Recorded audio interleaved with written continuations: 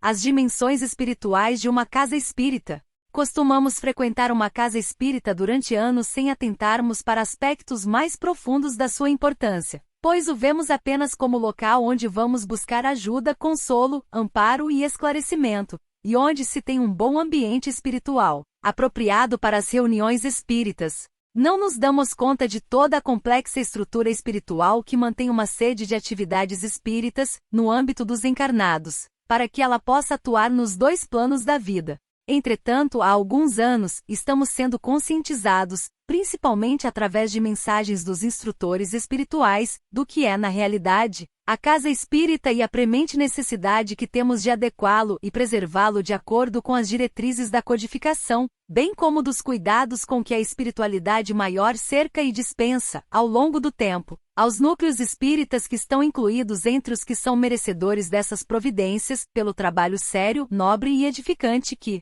realizam. O espírito Manuel Filomeno de Miranda relata no capítulo 21 do livro Tramas do Destino, como são os planejamentos espirituais de uma casa espírita, inclusive relatando os compromissos assumidos pela equipe espiritual que trabalharia diretamente com os encarnados, junto àquele que seria o seu patrono, no caso o espírito Francisco Xavier, que foi abnegado trabalhador do cristianismo no século XVI. Iremos enfocar aqui alguns desses planejamentos do plano extrafísico, e como são efetuados na prática pelos benfeitores espirituais, fazendo uma reflexão em torno da participação dos encarnados, enquanto tarefeiros da seara espírita. Alicerces espirituais. A casa espírita é muito mais do que a casa física que lhe serve de sede. Transcende as paredes, aos muros que o circundam e ao teto que o cobre. Em verdade, o centro espírita é um complexo espiritual em que se elabora nos dois planos da vida, a física e a extrafísica, e com as duas humanidades, a dos encarnados e a dos espíritos desencarnados. Em razão disso, as providências e cuidados da espiritualidade maior são imensos quanto ao planejamento e à organização de uma instituição espírita.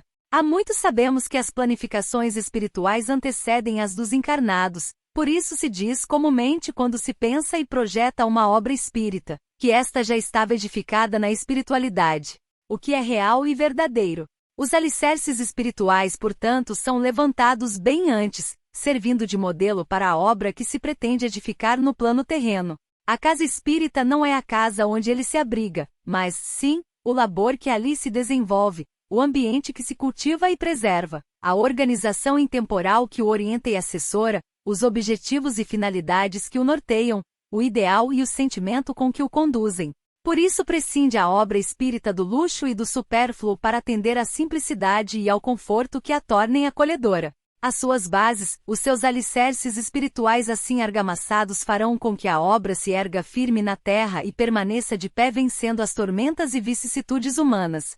É a casa edificada sobre a rocha de que nos fala Jesus, capaz de resistir através dos tempos, mas que só se materializará se a equipe encarnada colocar dia a dia os tijolos do amor e o cimento da perseverança. Se os labores ali efetuados levarem o sinete da caridade e do desinteresse pessoal, transformando-se assim em templo e lar, hospital e escola. Reafirmamos, para isto não há necessidade de que a obra seja luxuosa ou grandiosa, ela poderá ser uma casinha simples, despojada, de acordo com a realidade local, e ter uma atmosfera espiritual resplandecente, resultante do trabalho que ali se realiza, pois no dizer de Leon Denis, no mais miserável tugúrio há frestas para Deus e para o infinito.